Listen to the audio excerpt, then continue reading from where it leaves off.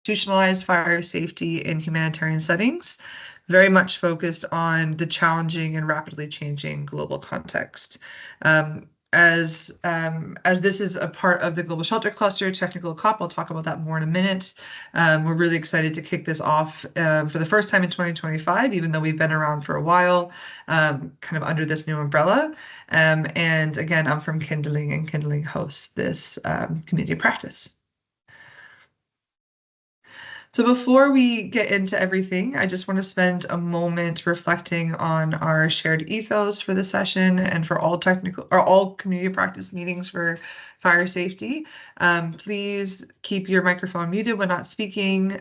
We'd love for you to turn on your camera when you speak or when we get into discussion. It's always nice to see people's faces. Please be mindful of time and keeping contributions concise when we get into discussion. Please don't take screenshots or record the session unless permission is given. I do see that we have some AI tools. We're not strictly prohibiting those, but please be mindful of the way that those are being used. So please don't share, use or share other people's ideas or words without proper credit and permissions. Participate with curiosity and humility. We're all here to learn. And of course, respect and welcoming of different perspectives is why we're here. So really excited to see how this conversation goes. And please use the chat as much as possible to share questions, reflections, or resources. As a start, it would be great if you could all actually introduce yourselves in the chat. Just share your name, maybe your title affiliation, and it would be great to see who's on the call.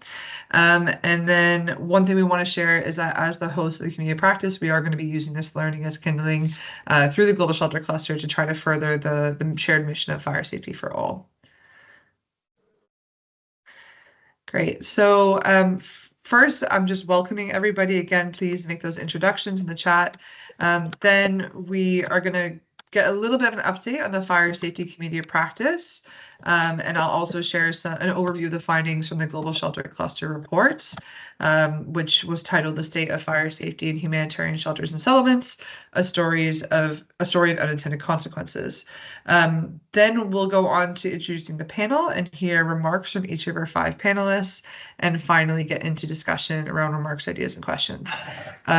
You will have seen in the invitation that we did pose some kind of points or questions so that we're framing this conversation through.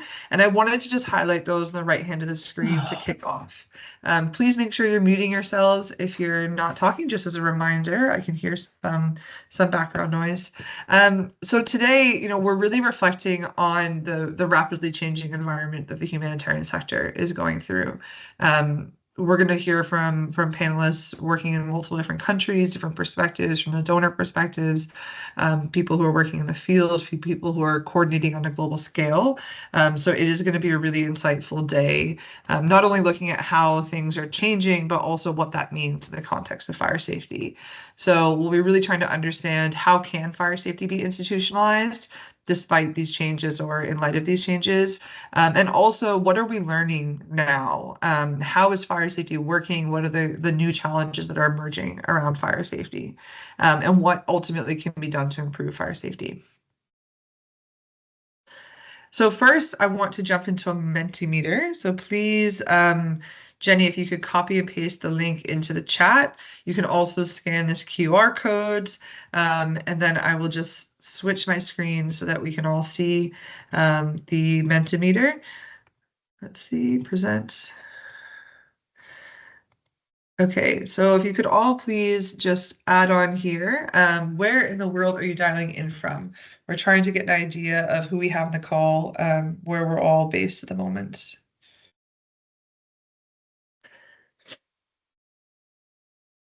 Just give this a minute.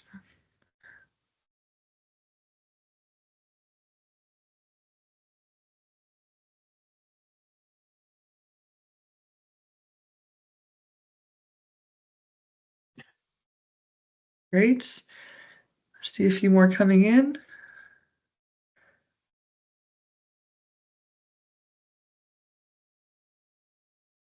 Lots of South Africans. That's also where I am at the moment. I'm in Cape Town. I see a couple in the Middle East, quite a few in Europe, one on the East Coast. Oh, we have someone from Australia here. That's exciting. It's quite a long spread.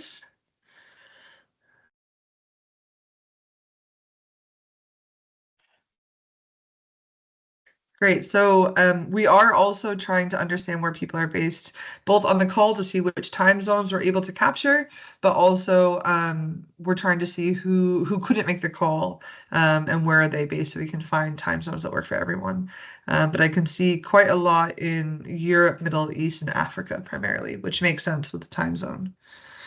Okay, and then if you keep going in the Mentimeter, you'll see there is a second question asking which sectors do you work in? Do you work in the humanitarian sector, urban development, fire safety, or something else entirely?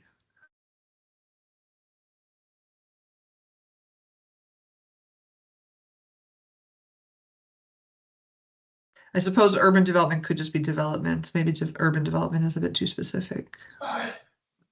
Okay, so we have quite a lot of representation from the humanitarian sector and the fire safety sector, which is great because one of the goals of this community of practice is to bring together different sector perspectives. And certainly there's not, in my opinion, enough fire safety professionals engaged in the humanitarian sector. So it's great to see that engagement. If you're one of the others, please in the chat highlight which sectors you work in. We'd love to know where those 6 people are coming from. All right, so we're going to stop the Mentimeter there. We can always go back to it and look later in the call. And I'm going to jump back into the presentation. So firstly, it's important to say that the community of practice actually launched last year. Some of you would have been on those calls and been able to learn from the different speakers and engagements. So we had themes explored, such as generally looking at fire safety in humanitarian settings. We had a whole session looking at how we can learn from fire safety programs in Lebanon. We had a great conversation about the role of data in improving fire safety. That is definitely one of the more critical gaps around data that we were exploring and seeing what's possible. There's a whole conversation on electricity and energy sources, and finally, community and human-centered fire safety. On the bottom left of the screen, you can also see some further ideas for exploration that came up through last year, and we'll be looking forward to hearing from you again today about what you'd like to get out of this community of practice. If you go to this link on the screen, and maybe Jenny, if you could also drop this link into the chat at some point, please, you'll be able to find the Global Shelter Cluster page for fire safety, where you can see a couple of videos. One is a very short clip, about 2 minutes, all about how you think about fire safety, which came out with the launch of the fire safety state of the field reports last year. And then also the launch of that report had a webinar that was recorded. And then you can see some resources at the bottom of the screen as well. So I definitely encourage you to check that page out, and we will be updating things here over time as well. Oh, I also wanted to mention that the Global Shelter Cluster has a new technical community practice. Hopefully you've heard of this through various communications from Pascal. It launched in the beginning of this year, and we've been kind of organizing ourselves as the different subgroups to get things started. This is the first fire safety COP meeting of 2025, which will seem like quite a slow start from the frequency we were holding them last year, and that was very much due to trying to reorganize under the technical COP. But we're excited to be back and stronger than ever. So really looking forward to seeing what happens even after today. Okay, so just going into a little refresher for some people, and maybe introducing this for others who haven't been engaged previously. So we at Kindling did some research with the Global Shelter Cluster supported by USAID and FCDO about 2 years ago. It launched last year. So this is a fire risk reduction guidance document.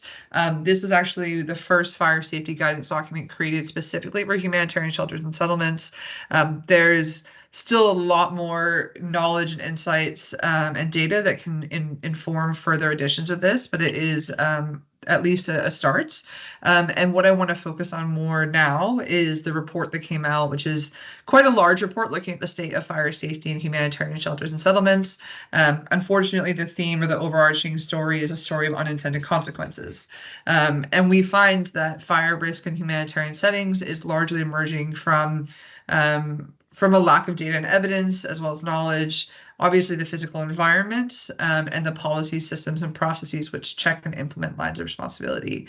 So we see that there isn't one agency, sector, institution that takes full responsibility for fire safety. It is inherently a cross-cutting issue requiring a cross-cutting response, which is intrinsically very challenging in the humanitarian settings. And this is something that is going to be even more challenging now, considering reduced resources and support and institutional capacities. I'm not going to go through kind of some of the basics of the fire problem. You can see a few snapshots here that kind of indicate what we have, which is, why fires happen. Very generally, combustible materials, densely built shelters. We have energy poverty, unsafe cooking, heating, and lighting practices. It's very common to have a lack of space for fire breaks, emergency access, and of course that contributes to fire spreads. We have inadequate standards, policies, institutional mandates, and as I mentioned, gaps in data, knowledge, and evidence. Fragmented accountability across sectors and actors. Again, this report goes through this in much more detail. I think it's really critical to mention that fire is not just a technical issue. It emerges from a complex web of factors, and to tackle it, we need to understand it in a more systemic way. But fire safety is often overlooked in humanitarian shelter and settlement programming, and fire risk is deprioritized. Often because humanitarian settings are seen as temporary by donors and others, but we know that's not reality. And again, we don't have clear ownership or coordination mechanisms. More true than ever before, we have insufficient funding, data, and policy attention. We see that fire safety solutions are rarely contextualized or evaluated. So even when we see good practice, evaluations aren't completed, and that really means that we can't learn as much from those implementation or pilot projects as possible. We see that experiential knowledge is lost to staff handover, and one of the most critical issues is that affected communities are not empowered to lead fire safety planning. So we tend to see communities as people receiving fire safety, not the champions of fire safety who actually have the most knowledge and capacity around fire. And finally, in this list, but certainly not in the fuller picture of the problem, fire strategies often lack intersectionality, ignoring gender, disability, age, and other social identities. This is an image from that report, which really just demonstrates that as we go through the life cycle of a settlement, whether that's a more planned settlement, which this diagram kind of assumes a more planned settlement, or an informal settlement or something else that's more ad hoc and emergent, we nonetheless see the same thing, that fire risk emerges in an unmanaged way.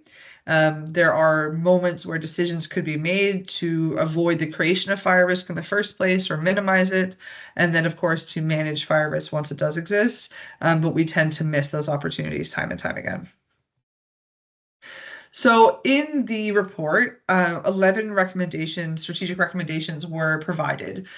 This slide shows that those could be grouped through institutional foundations, knowledge and capacity, and programming and practice. I am going to read these out just because I think it's really important to set the scene for the conversation we're having today. In many ways, this conversation is a reflection on this report. Over a year later, what remains true? What have we been able to make progress on? Where are we really struggling? And how is the context itself changing? What might even be relevant from a recommendation perspective? So within institutional foundations, of course, institutionalizing fire safety across policies, guidance, and systems is critical, as well as promoting sector-wide collaboration. Despite the fact that the community of practice sits under the Global Shelter Cluster at the moment, it's really not only a Global Shelter Cluster issue, nor is it the Global Shelter Cluster's sole responsibility to address fire safety. Other clusters like the CCCM cluster, camp coordination, camp management, have taken a more proactive approach to fire safety management. And there are many others who really we need to engage more intensely with to be able to get them involved in this community practice, but also to look for more mechanisms for sector-wide collaboration. There is a lack of fire data, as I mentioned, and there's a real weakness around fire incident and safety reporting mechanisms. When we look at knowledge and capacity, we have to really focus on how can we build education, knowledge, and technical capacity. Real questions arise now when we think about the pressures on humanitarians and the where does professional development even fall into the priority list, considering how constrained the environments are now. There's a critical need for expanding research to close critical gaps, whether it's social research, engineering research, physical sciences. Standardizing of fire risk assessments across contexts is something that many of us have been advocating for a long time, but an even sphere recognizes the need for fire risk assessments, but there's no guidance and practice modules on how do you actually do that well. Finally, programming and practice. So there's a need for designing context-specific fire risk reduction programming, engaging non-traditional actors, which this meeting is very much attempting to do by bringing different sectors together. There's a critical need for more appropriate fire safety standards, which the guidance is taking a first step towards. And finally, to integrate fire risk reduction into disaster risk reduction. So with that, I am going to switch gears so that we can get into the panel. And these are the same questions from the slide a few slides ago that are really framing this conversation. First, I'll give a quick introduction to the 5 panelists, and then one by one, I'll introduce them to give their remarks. So you can see the panelists here. We're really privileged to have these 5 wonderful panelists with us. Mazen is a Director of Program Development and Quality from Save the Children Lebanon. We have Irene, who is working with IOM and currently acting as CCCM Shelter and NFI Coordinator for Nigeria. Liz Palmer, who I'm lucky to say is down the street from me here in South Africa, but she's actually looking across the global construction portfolio for Save the Children. We have Jim here who is a shelter and settlements consultant, and Phil Deloy, humanitarian response advisor. So I'll go through their bios one by one, and I'm just going to start with Mazen, if that's okay. So Mazen is the Program Development and Quality Team Director at Save the Children in Lebanon. He joined the organization in 2020 after 8 years of service within the Red Cross and Red Crescent movements. Mazen began as a shelter and wash technical advisor and later became Program Quality and Impact Advisor. With a background in mechanical engineering and an MBA, Mazen has over 13 years experience in emergency response and humanitarian operations in Lebanon and Syria. His expertise lies in cross-sectoral approaches to shelter and wash, and he has led major emergency initiatives to support children in vulnerable communities. And Mazen, again, is based in Lebanon. So Mazen, I'll hand over to you. Please, if you can, feel free to put your video on and share your remarks and your reflections on fire safety in this rapidly changing world. Thank you. Sure. Thank you so much, Daniel, and for the team for having us. I know that we have collaborated in the past. Can you hear me? Yes. Just to confirm, perfect. Yeah, I know that we have collaborated in the past with the support of Liz and direction. So we had the privilege to work on different pilots. I'll speak very briefly on our experience as Save the Children in relation to the fire safety and our role in humanitarian response and delivery of humanitarian aid in Lebanon. So we've implemented a lot of projects, and we spoke about them in different community of practice and different events in the past. But in terms of institutionalization and how we can ensure that we have a bigger role or fire is considered part of our program, I would speak briefly about maybe eight specific or eight main pillars. One of them is the duty of care and risk management that you've mentioned as well. So this is directly related to our organization and the service we provide. I mean, in schools, in refugee camps, it should be a mandatory action from shelter partners and the organization to conduct a risk assessment and risk management for the safety of staff, children, and communities. Second, in relation to policy development and enforcement, I would say that there's an important role in setting SOPs, how we can integrate fire as part of our safeguarding, child protection, health, and safety policies and implement solutions directly in our offices, as well as it's a commitment from our side to our partners' offices to ensure their safety, as well as our beneficiaries or the community we work in. And I mean by that, schools or other entities where we have a mandate and we're implementing our activity. A third component would be more on integrating fire. Now with the immense cut in funds, it's essential for us to ensure that fire is integrated as part of other thematics and sectors. Maybe it's more relevant in our case for the shelter component, but it's important as well to integrate it in awareness related to education and child protection. We have a big role on reflecting how, we can increase the level of knowledge and understanding of children, caregivers, and families on fire safety. So we have a big role in terms of education program related to school evacuation and awareness and community awareness that can be done. Other than that, in terms of training and capacity building, maybe this is something that we've done in the past, but this is very relevant. We usually tend to do it for our staff and our partners in terms of fire prevention, emergency response, how we can evacuate our building. But this should be the case, and it should be as well a commitment from INGOs for the communities that we work in, because they are at risk, and we've witnessed that in the past 10 years in refugee camps of Syrians in Lebanon. The deteriorated economic situation have pushed those communities to be more vulnerable and use more risks and hazards, such as plastic, putting tires on their tents, and increasing the risk and hazard of fire safety. So it's a dual responsibility for us and the existing stakeholders to create fire prevention, emergency response plan, and evacuation plan for communities that we work on. The fifth component is related to infrastructure and equipment to ensure that we provide the needed in-kind donations and the equipment and train on them. The community engagement and accountability, and this is something very important, to engage the community, because they do tend sometimes to reflect on those needs and to tell us that this is a need. Unfortunately now, we tend to deprioritize things that are not directly related to food security or access to water because of the cut-off fund. So we have tendency to forget these important things. But yeah, part of the community engagement, as I mentioned, the awareness campaign and child-friendly communication related to that. We've worked on that in the past. It's very important to disseminate and make it as part of our commitment. The last two things, not to take much of your time, is the coordination and advocacy, and this is something that we've worked on. There are essential stakeholders and entities that do handle this responsibility. I mean by that, the civil defense in country. We've worked very closely with them. We don't want to reinvent the wheel. We need to support those existing entities. So working with civil societies, with the civil defense on fire safety regulation, connecting the dots between the existing entities and the communities that we work, and ensuring that there's a proper communication and connection is essential.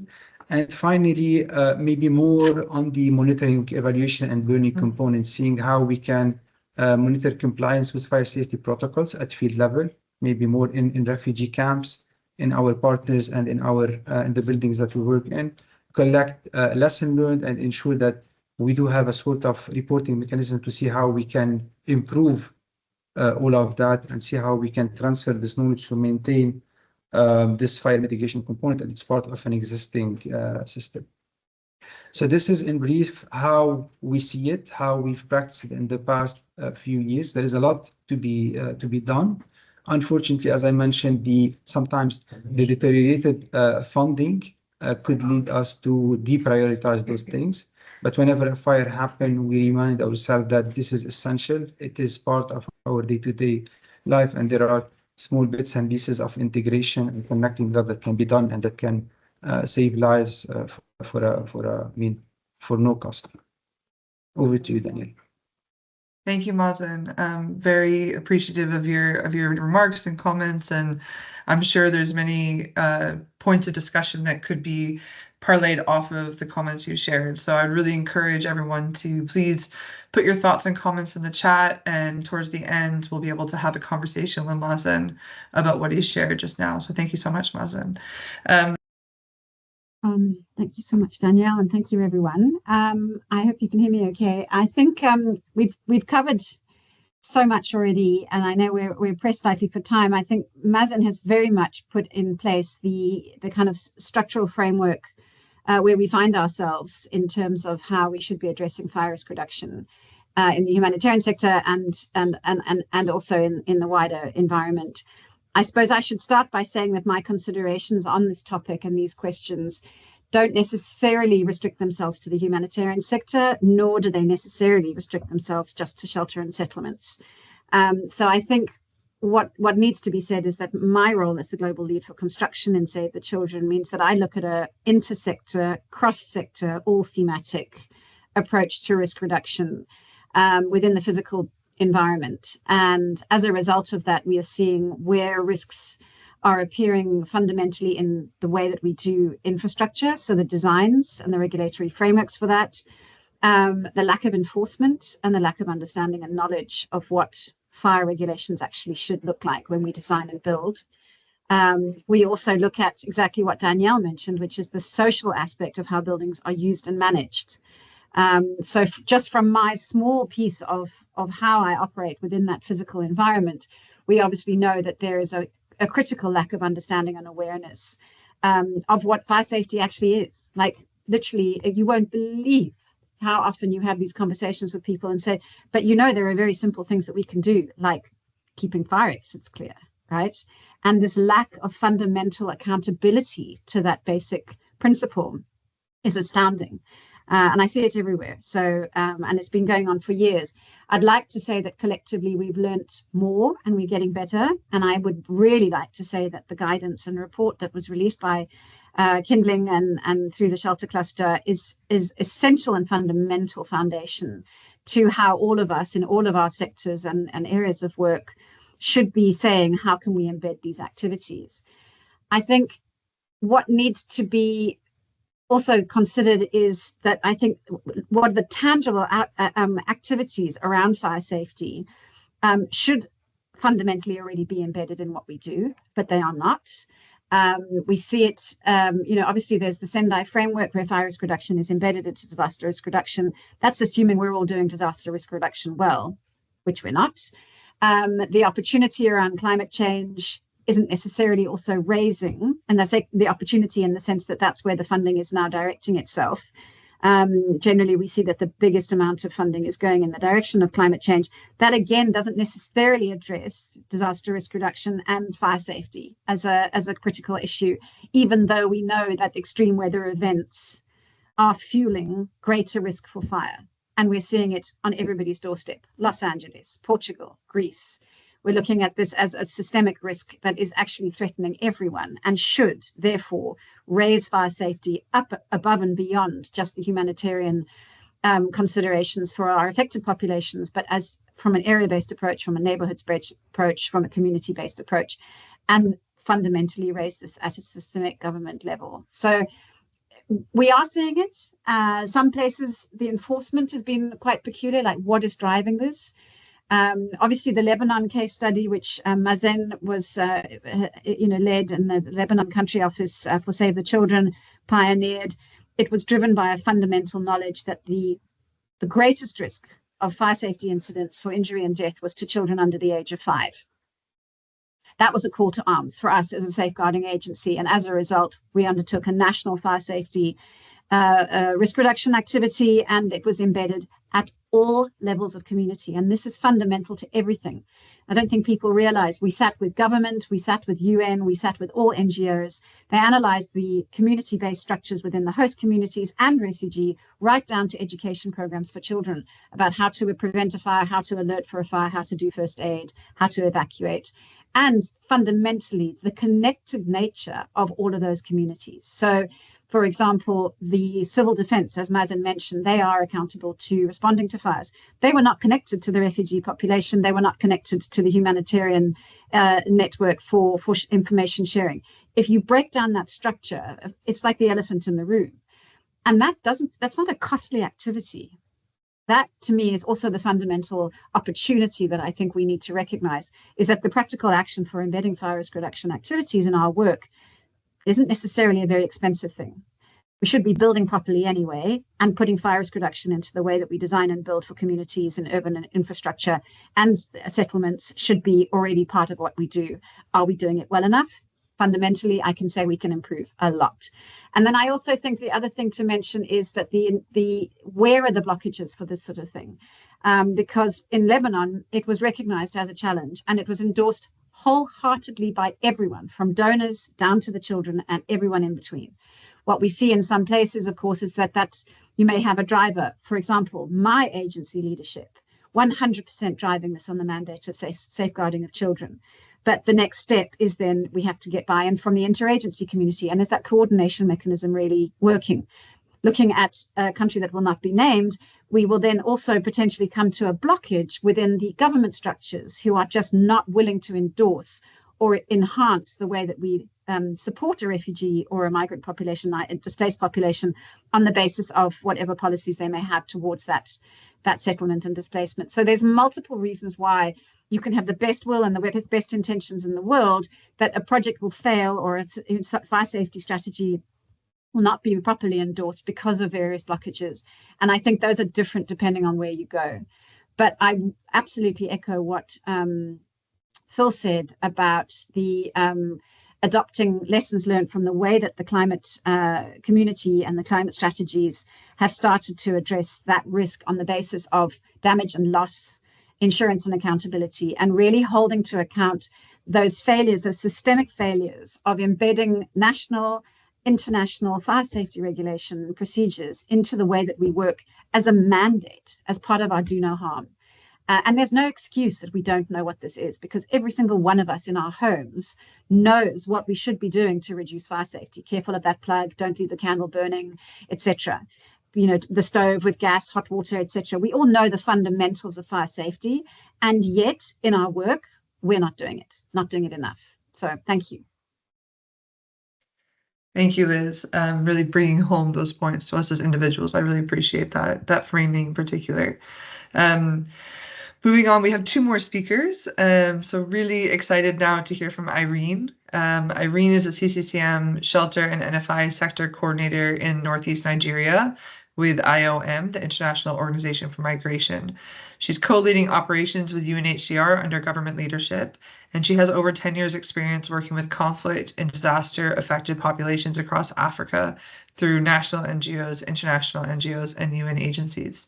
Her experience includes leading operations and coordination in forums such as the ISCG, Durable Solutions Working Group, Humanitarian Country Team, HCT, and other sector coordination platforms.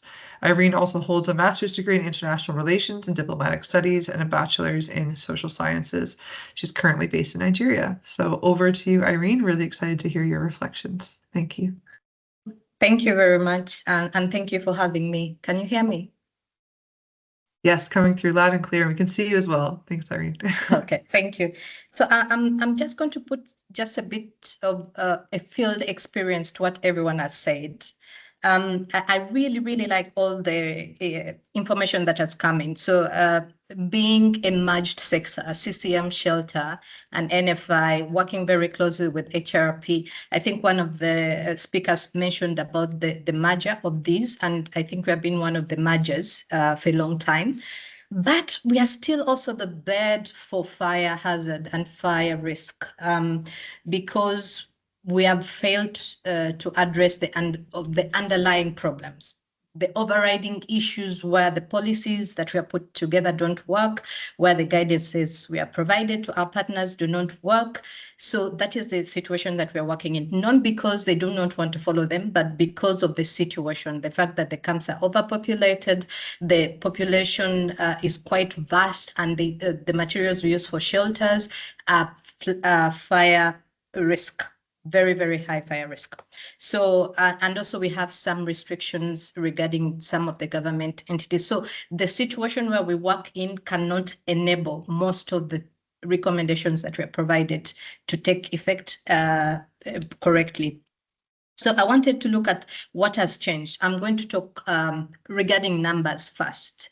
So 2024, I'm looking at our chart here. We had 111 fire incidences in our location of operation. That is the best states of Maiduguri, 112 fire incidences that had 33 fatalities. In 2025, Now, we had more or less in the same period, we're just left with one fire season, but it usually just lasts 1 month. But for now, so far, we had 30 fire incidences for 2025 with 10 fatalities. So what has changed between 2024 and 2025 to have this drastic change? We didn't do anything out of the ordinary. We were doing what we were always doing, passing the information, doing simulation exercises, going on with the radio programming, everything that we've been doing before. It's what we've done in 2025. But I think we noticed one thing.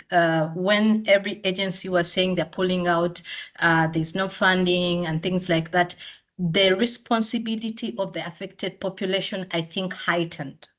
And that is the human factor. I think it is the only explanation that I have right now, because before we had a few, and I think when we talked to the people that were taking the survey, they were asking us some of the causes of the fire. I would give the same causes as everyone else, but there were a few elements that were a bit unconfirmed, and also because there were no investigations, we could not say that it is this exactly. But one of them was that humanitarians actually were responsible for some of the fire outbreaks due to the fact that once there was a fire outbreak, they were very hurriedly coming in to support. Secondly, because they were supporting, and I'm not saying this is 100%, it's not confirmed, but it is some of the reports that we got. Secondly, it was a way for some who are not even affected populations to sort of get a way in benefiting from the humanitarian response. So the fire incidence itself could have been a pull factor for some either beneficiaries or host communities in those areas. And then the other, I think there was also one connotation where actually humanitarian partners were accused of starting the fires, which was also not confirmed, but there were some names that were in the media.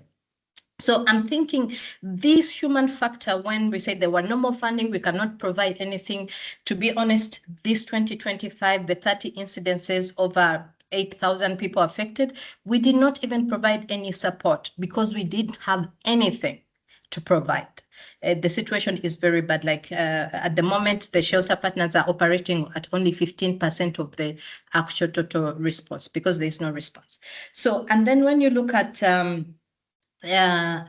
this change and the fact that, you know, the human factor can actually, if we put more effort in saving the lives, if we cannot prevent it, we can save the lives. All these fatalities should be reduced, right? And then also, if we look at the factor that we're already much sector, we know what is happening. We are collaborating with all, including the donors. Unfortunately, when it comes to advocacy, look at the fatality rates that I mentioned here. When we have in Nigeria, we usually have like the risk incidences that are separated. So we have the cholera, we have the rain season, and so on and so forth. They are given a lot more preference over any fire incidences, and they may not necessarily have a very high destruction rate. When we look at our destruction rate vis-a-vis our response, last year, 2024, 65% of the response we provided went into repairing damages from fire outbreak, which means that we were doing very little in responding to new occurrences. So when we put it out there for advocacy, we were not given enough attention because it wasn't happening everywhere. We were told it's not like rain or flooding, that it happens everywhere. It's just in specific places. So it was never given enough attention, which left us with very little money to tackle a very big problem that affects every sector. So what we have done so far, or what we're trying to do and to see what can change, is to increase on the human factor, because we know there is a secret out there with the numbers that we have seen. If we put more emphasis to have more ownership of some of these things by the IDPs, to also pass on the information either through the radio or the games that we play. We do actually even theaters and all that, to pass on this information that is going on, to awaken the fact that they are not just beneficiaries, but they're part of the chain of response when it comes to fire outbreak. For us, it has been very important. We have also gone ahead to look at the support from the global clusters. So both the CCM and the Shelter Global Clusters have been very, very supportive in supporting us. So we had the CCM consultant who came out here and they did a workshop with us. They also did a tool where we can actually get some information and provide some kind of response. But their recommendation was something that we had already known. They told us the same thing we knew. You have just maybe a fire hose for a big camp. You have a small drum, for example, to tackle a fire of a whole camp. What you have or what you're using is not appropriate or necessary to tackle what goes on in the camp in terms of a big fire.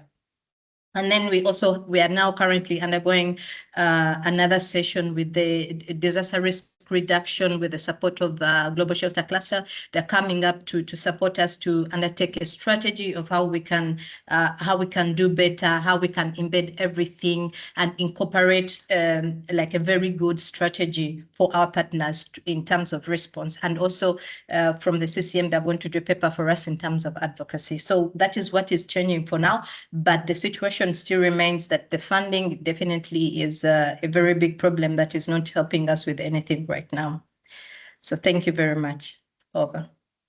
Thank you, Irene. Really appreciate that that reflection from the fields, and in particular what localization looks like with reduced funding and reduced capacity, and some of the complexities that fire is not always accidental. It's not always simple. It is much more complicated. So thank you so much, Irene.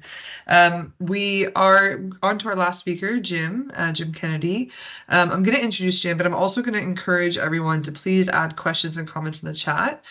We are coming to the last few minutes of this session. I will be able to stay on a little bit longer. If others want to stay on for a discussion, that's okay. But I certainly don't want to cut Jim off from having his remarks. So I just wanted to give that freely now. If you need to drop off right at the end of the hour, of course, thank you for being here. If you're able to stay for a few minutes for discussion, we'd love to have you a little bit longer. Thank you. So Jim, over to you. I'm going to introduce you first, of course. So Jim is an independent shelter and settlements practitioner with more than 20 years of experience in humanitarian programming. He holds a PhD focused on the design of refugee camps, and he also serves as the chair of the board of Kindling Fire Safety. Jim's work centers on improving fire safety in camps, informal settlements, and urban areas, but also just generally on shelter and settlements and camp management. His focus areas include the intersection with gender-based violence mitigation, livelihoods, resilience, and environmental impact. Jim is based in Germany, though he often finds his way in different parts of the world. So over to you, Jim. Thank you so much. Thank you, Danielle, and thank you to all of the other panel members and everybody who's given comments. I'm going to be a little bit provocative. The question was something about dynamism, and actually I'm going to say that the shelter and settlement sector, and in particular site planning best practice, is actually stuck. It's been very conservative and it's stuck in a rut. We all know that site planning guidance, all of the guidance in terms of minimum distances between shelters, etc., was developed in order to be life-saving, but in order to be life-saving in terms of public health. And 50 years ago, the first guidance on site planning was actually published by not IFRC, not UNHCR, but the World Health Organization, and written by somebody from the Ministry of Health of Iran. Since then, there hasn't been a paradigm shift. And since then, really, the shelter and settlement sector has not thought through what might be the consequences of really thinking about fire safety as being the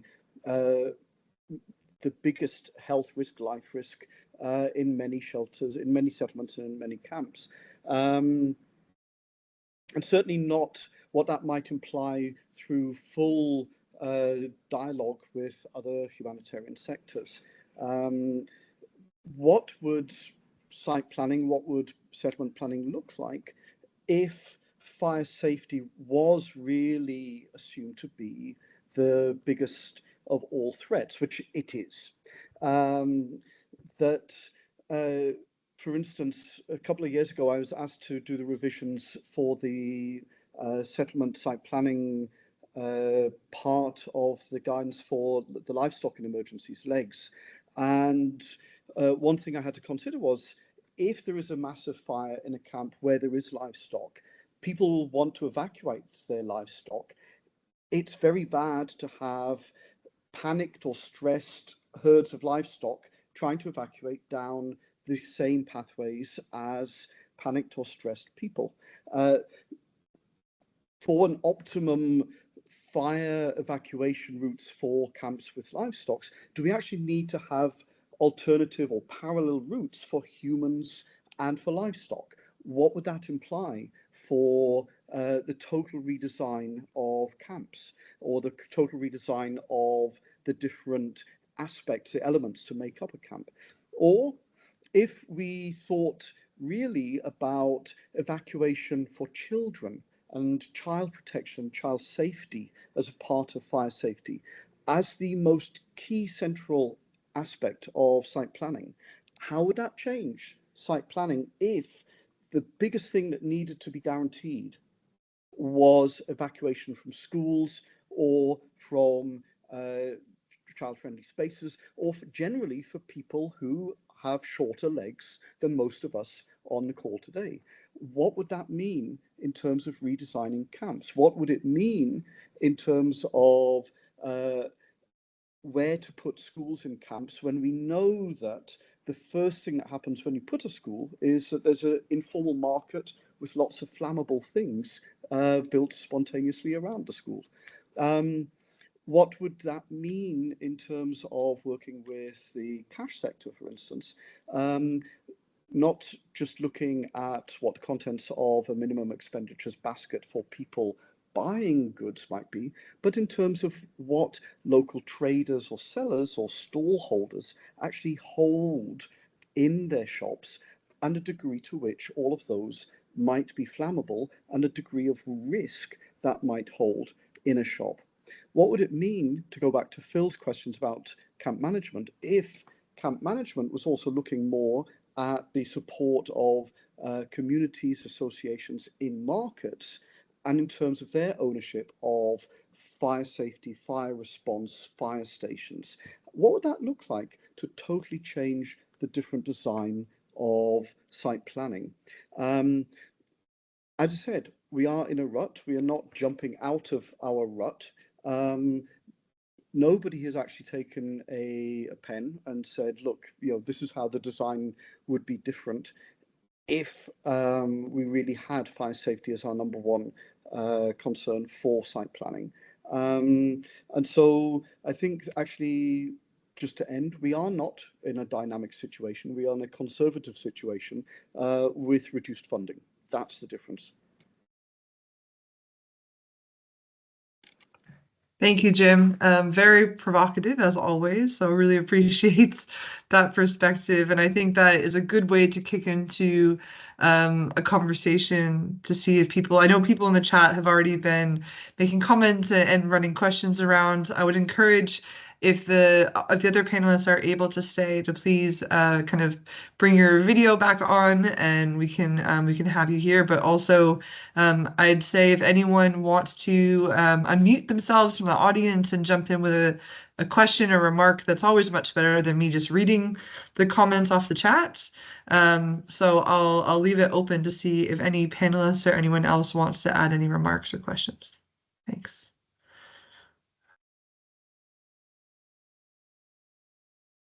No need to be shy. It's a friendly environment, I promise. Thanks, Phil. I see that Phil has to run. Liz, please jump in. Oh, thanks so much. I can see that there is a question there from Hattie with regards to a kind of global fire risk reduction strategy. I think we go back to your root cause analysis as to what are the issues, the fundamental reasons why we're having fire, why we see fire, and that's going to be different depending on where you are. Obviously we have our systemic challenges within the works that we do that are related to the extreme vulnerability of the populations, the unplanned and unsafe environment in which they are in, the poor cooking environment, the unsafe materials that they, are having to build with, etc. So the systemic risks that sit within any informal settlement of displaced people will be the same. But then you're looking at the wider issues that, as you mentioned, to do with military, etc., conflict. You're going to have obviously different populations. One can think of a place like South Sudan, where you have not got community cohesion necessarily in the same displaced places. And I'm thinking of the POCs where when the war first broke out, etc. So the systemic root analysis has to come also from the contextual varieties, etc. And I think any approach to a fire risk reduction strategy or fire safety strategy should look at all aspects of fire risk reduction, and looking also at what are the contributing root cause risks that would lead to a fire and would increase the vulnerabilities and risk of spread. And going back to the guidance note that I really hope, if you haven't had a chance to read it, definitely do.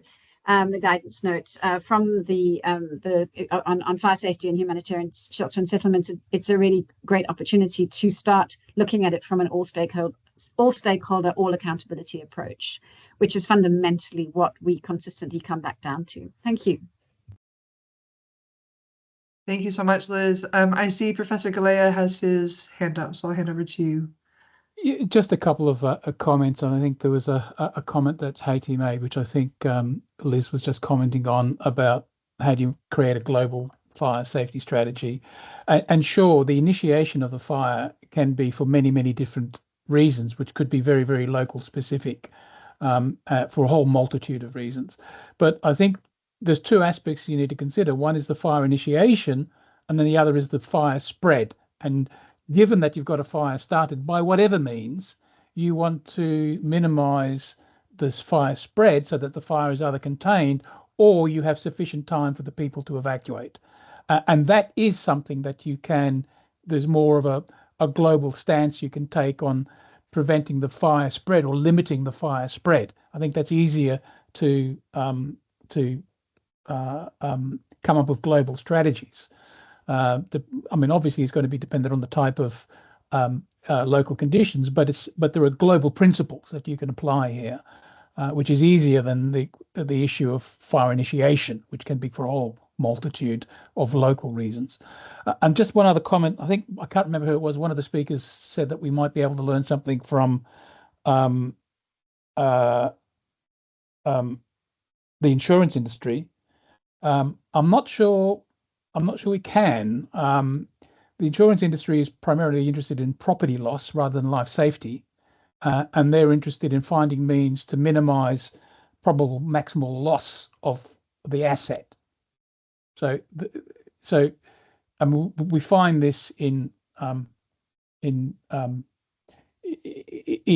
in countries like the UK, that the insurance industry, for example, is not so interested in how do you make our buildings safer for disabled people. They don't really have that interest. It's how do you minimize maximum property loss is what they're mainly interested in. So I'm not sure we could learn a lot more if we're talking about life safety from the insurance industries. Thank you. And just one comment on that for me personally. Something I've always really grappled with when working in the humanitarian and development sectors is the tension that actually exists between life safety and property protection. I think in the fire safety world that I come from, life safety is everything, and everything else comes after that. And that still is true. Of course, we want to protect lives first and foremost. But property protection in these circumstances is a very quick following second. And that's because of the the need to obviously secure shelter to be able to assure that people can meet their basic needs. And so we actually see, like, I would almost argue, not in a real fire safety context, but like generally thinking about life safety as relating to property protection as well. And so in that sense, I will say, like in South Africa, we are learning from some of the insurers who are insuring buildings in informal settlements, but that's a microcosm of the insurance sector, not the wider sector. So yeah, very interesting points. Thank you so much. I want to also direct a question to Irene. And then Jose, I'll come back to you. I see your hand just shot up right after I said that. So Irene, there was a question in the chat about your incident data collection. I think this was from Liz. So I don't know, Liz, if you want to verbalize that question just so it's a little bit more lively, and then see if Irene might be able to respond. Oh, thank you. That's such a great, we talk about it all the time, data, data, data. The biggest challenge we have, and everybody recognizing the risk around fire safety generally, is that it's just not being taken seriously enough until right after a fire. Everybody in Los Angeles is weeping with gratitude towards the firefighters. But where are they feeling about those firefighters now, today, 3 months later? And the challenge that we have generally is that the data around, number one, what have been the million missed fires, prevented fires as a result of our activity. Every so often you get a breadcrumb in a story or an anecdote where a guy, puts out a fire in his tent because he was taught about this and he was given a bucket of sand. Another situation where a fire spread has been prevented because the community knew they must create a fire break and they evacuated and created a fire break. But the actual evidence of this is very, very, very small and very difficult to get to. It's also, from my experience, political. What caused the fire can also be a protection issue on the basis that there may be community retribution, etc. And we see this a lot. So the general challenge that we have also is then if people were injured or killed, often then there's a failed reporting mechanism through the medical industry as well. So if people have been taken to hospital or hospitalized, etc., there may be a delayed reaction to actually tracking that kind of data. And losses, for example, are quite difficult to track in informal spaces. So to Irene, I think it's just fascinating that you've got on hand such extensive data and what sounds like, probably realistic data on the basis of the size of the settlements and the context that you're working in and the risks that are endemic there. Over.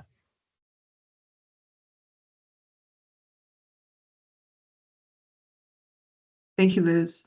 Irene, would you like to respond? Yes, thank you. So Liz, like I mentioned in the chat, we do collect data from the CCM partners. So our situation is very contained. As you know, like all the camps are managed by the CCM partners, and they have all these committee members, plus the government, local authorities that are always there. Usually when an incident happens, before even an incident happens, we're always putting out sensitization messages and so on and so forth, where they need to report and everything like that, where they need to go for health services and so on. They know usually because they've been staying there for a very long time. So when an incident happens, we just, we usually the first information we get is that it is an unknown cause. No one knows what started the fire. And then after a few days, definitely they'll give us all these other different reasons why the fire started. But we do have a collection tool, and it is also it's a tool that I can share with you, where we put the date of the occurrence, the location, and how many people have been affected in response directly. Because as we try to put out the fire, we also have to unfortunately remove some of the shelters. So we have all this data set that we can provide for you, and then I can also have a discussion with you to give you further of what we do and how we do it as well. Over. Oop, sorry, I'm on mute.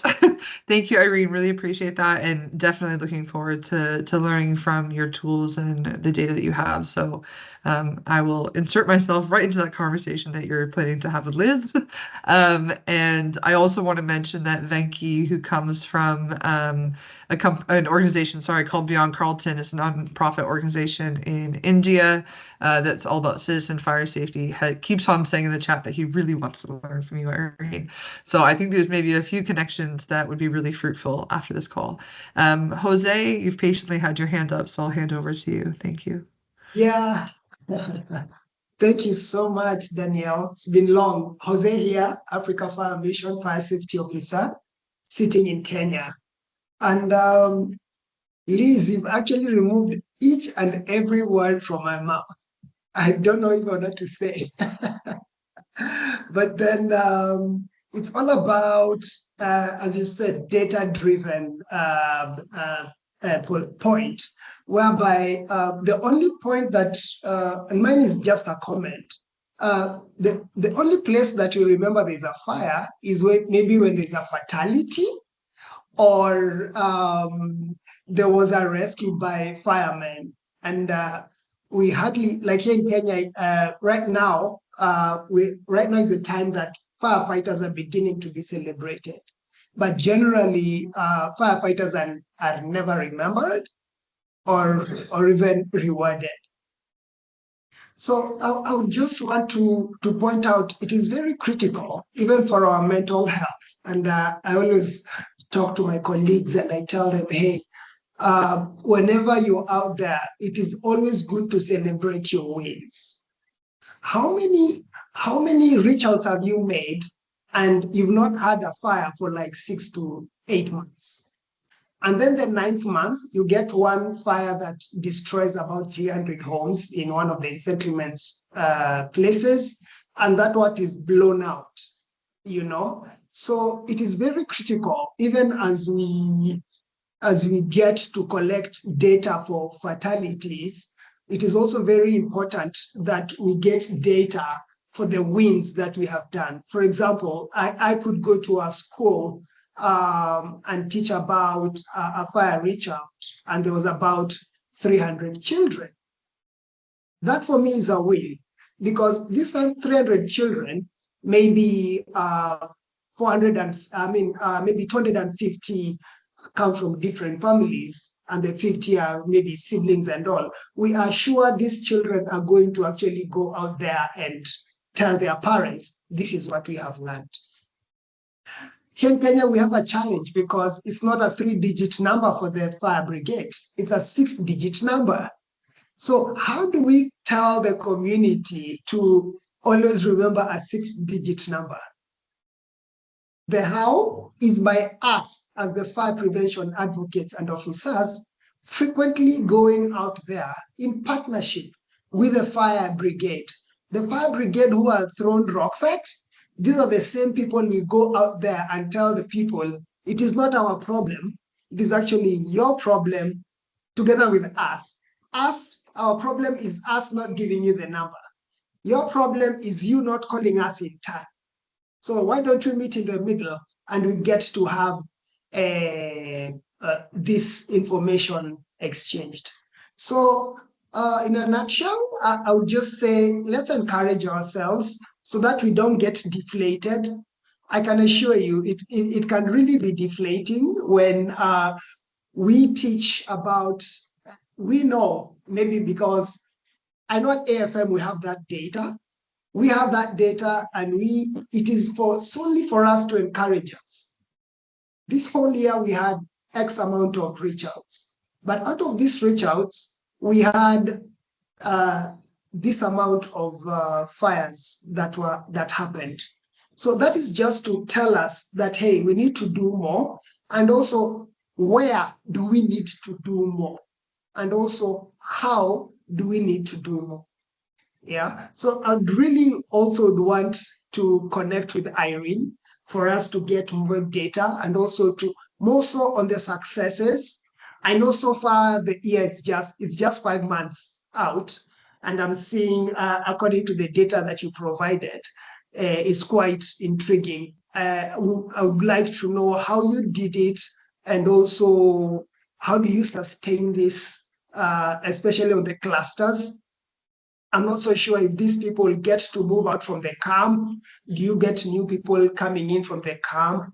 How do you get to be so sustainable? And also issues on, is it self-driven? Are they self-driven, or how do you go about it? So that also we could borrow from a leaf from what you're doing to replicate it from our side. Over. Thank you, Jose. Irene, it really sounds like we need a whole session for you to share. Maybe there's a collection of people here that we can identify to have a bilateral call with you if you're up for it, because there's a lot of interest. Adrian, I see you have your hand up. Do you want to jump in, please? Yeah, thanks, Danielle. I was just going to really pick up the comment from Liz, really. And having been out to Lebanon with Operation Florian, where we did some training to save the children, and also South Sudan, on both those occasions, I took the opportunity when I was there to carry out some fire investigations for fires that were actually occurring while we were there. And I wonder whether there's something about a need for some standardization on fire investigation training, whether that's for camp managers, because unless we can accurately understand the cause of the fire, the data's worthless. Because how could we possibly put in a prevention program if we don't know how the fires are starting? And I know Save the Children were doing a lot of work out in Lebanon around that data, but it's too easy to put it down to cooking material, smoking, electricity, without actually doing a little bit more detail. It is possible to start looking at the cause of fire, and that will really give us the data. Linking in with that is understanding the cause of the fires that almost the fire service don't get called to. So for every one fire that the service that you're aware of, there's probably 7 or 8 smaller fires. That was certainly our experience in South Sudan. So it really is that data. If we really want a detailed prevention program, it's understanding how those fires start, getting rid of some of these urban myths about broken glass bottles causing fires, etc. There's lots of good evidence as an ex-fire investigation officer. I understand some of these things. So perhaps there's something, a piece of work around some additional input and training on fire investigation. Thank you, Adrian. I love that reminder that good fire data comes from strong fire investigation. They are intrinsically connected. We tend to forget that. And so I really appreciate that kind of grounding. And I definitely think there's an opportunity to think about how we standardize fire investigation. So yeah, very happy to talk to you, Adrian, about that separately and see what we might be able to do as a community practice around fire investigation. That could be a good topic even to see to have a fire investigation session at a future COP. If there are other topics that you would really like a future COP meeting to address, please drop them in the chat. Email me, email the fire@kindlingsafety.org email address. Jenny, if you could please just drop that in the chat, the fire@kindlingsafety.org chat, so that we can make sure that this community practice is responding to the interests of the group as much as possible. I also just want to say that we have also been trying to understand a little bit more about time zones and where everyone is so that you can best accommodate people. So please, if you haven't filled out the Mentimeter about where you're dialing in from, please do that. And we're also looking at trying to engage people who couldn't make it. I see, Mazen, your hand popped up for a second and went back down, and I will hold off from closing the session to see if you want to add something. No, I didn't want to realize that we're out of time. I didn't want to delay more, but just to mention as well that there are reasons where where we can have an added value in mitigating the potential risk of fire. And this is cross-thematic. If we look with the other sectors, with the other thematics, with the shelter, for example, because replying to our colleagues, the cause of fire is as well sometimes unintentional. If they are burning, for example, in vulnerable communities, if they're burning waste, if they're burning plastic, if they're heating water using, a traditional method of putting electricity in the water, or they're putting tire and using plastic sheet, this could increase. So if we send the recommendation to other factors, we can mitigate and even discuss the potential happening of the fire. That's it. Thank you, Mazen. No, great insight. And I'm really pleased to say that even though we're 20 minutes over schedule, We've had almost 40 people on with us until that 20 minutes extra. So I think that's a real indication of the appetite for more conversations like this and more engagement. So really hope to see you all at the next community practice meeting, which will be in about 2 months. We'll be sending out the invite once we have that confirmed. And like I said, once we finish our time zone analysis. But in the meantime, I hope you all stay safe. Keep fighting for fire safety for everyone. Thank you for all the work that you do. And thank you all, especially to the panelists, for your massive contributions and reflections today, and to everyone else for the work that you do. So thank you so much, and see you all soon.